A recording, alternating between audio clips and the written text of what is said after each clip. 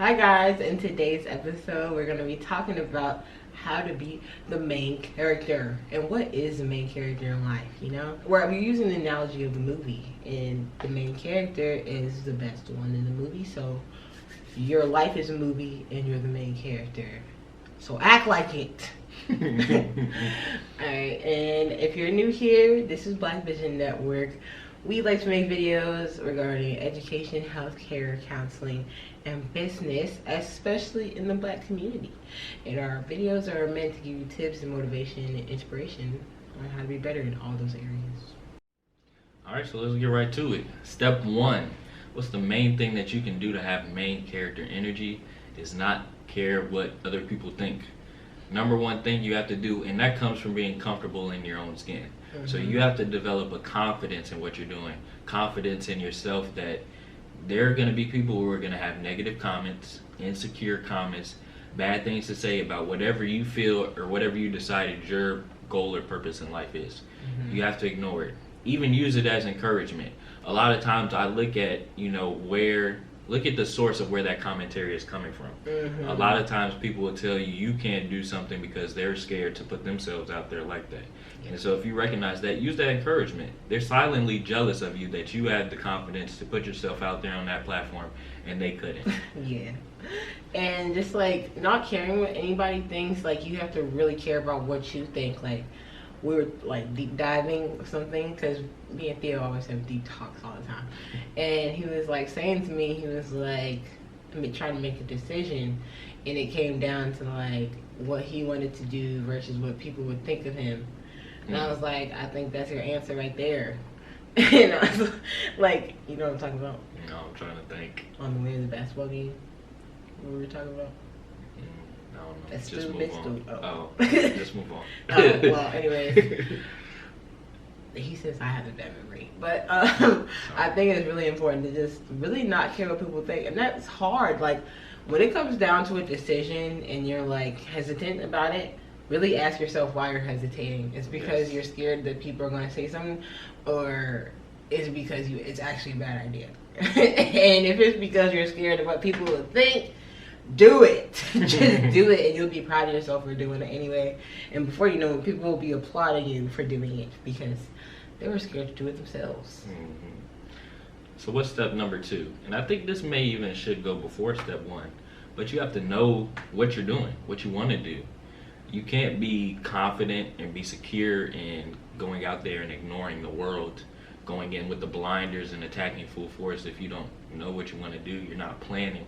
You're not taking actionable steps to those goals that you want to achieve. So you really have to sit with yourself. You have to think about, okay, what is my purpose in life? What do I want to achieve? What do I want to be said about Theo or Janae when all is said and done? And then you have to break it down into its incremental steps. What are the small steps? It's I think Atomic Habits, the book Atomic Habits says that you only make progress with the small steps that you take. A lot of people they'll go out there and jump and make a big resolution or whatever have you, and not follow through with it or forget about it a week later because they didn't take small steps to that goal. They just said, I want to jump from point A to point B. Yep. And so you have to know that plan, make up a plan, and follow it. Yep, know the plan, nail the plan. And knowing the plan is basically knowing where you want to go, and nailing the plan is actually taking those actions to get there. Like, what are you doing every single day to get to your goals? And I'm always an advocate for journaling, and that's why I always say, like, write down, like, if you were in your highest form, your final form, like your highest self, what would you look like? Write that down on a piece of paper, meditate on it, and then find ways to embody that person every single day. And you have to be consistent. Like, find things that you will be consistent in, like small things, like Theo said, like whether that's going from 0 minutes of meditation to 5 minutes of meditation a day. You can go 5 to 10, 10 to 20, whatever. And then what if you want to write, like literally writing 5 sentences a day? Like, that's enough for a paragraph. Like, really just taking baby steps, because like it's the compound growth that we love, not the fast growth, because if it comes to you fast, it can leave you fast. Yep. you really want to have, you want to be ready. That's why you got to start small, because you're not going to be ready for the big changes if you. And then it's like with body goals, like it took you 10 years to gain that weight. It's not going to take. It's going to take a lot more than a month to get it all off. You know, absolutely. like think about it in the long run. Think about what habits you can start now that will pay off incrementally down the line, rather than what feels good right now. And the journey always feels better than when you achieve the goal anyway. So. Yeah. And then, so the next thing that you have to do to be the main character is you have to look good to feel good. You gotta look good to be good, to feel good, to do good, whatever.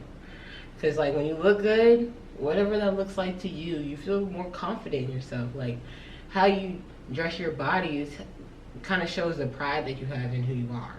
And if you're wearing clothes that kind of like draw attention away from you, or if you don't take care of your hair or your hygiene, like you're not gonna attract good things, unless you want to attract a funky person. Like dust attracts dust, So when you look good, like me, like I think it's important. Like it just makes me feel a lot better. Like when my nails are done and my hair is done, like I don't feel stressed out. I feel more confident talking to people because I know I don't look like a crackhead bum.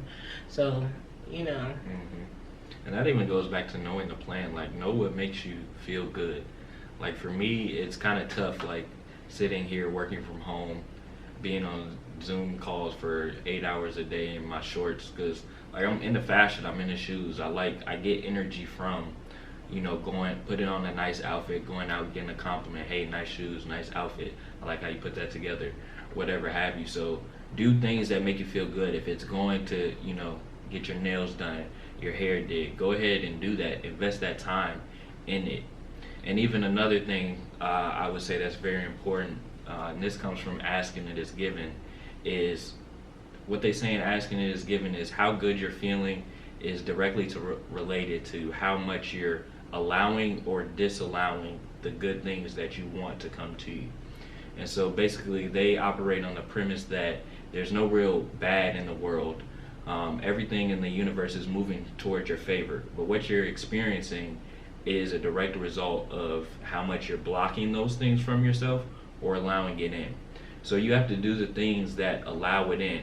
The more you feel good, you have to chase after those things. If running makes you feel good, go for a run. If going golfing makes you feel good, go for a run. And you'll notice that you start to feel better. I said, yeah. You'll start to feel better because you're allowing things that align with who you are.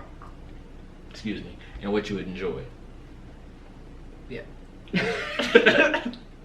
Yep. Just go after what you enjoy and just like do whatever makes you feel good, And then the next thing is, who are your supporting characters?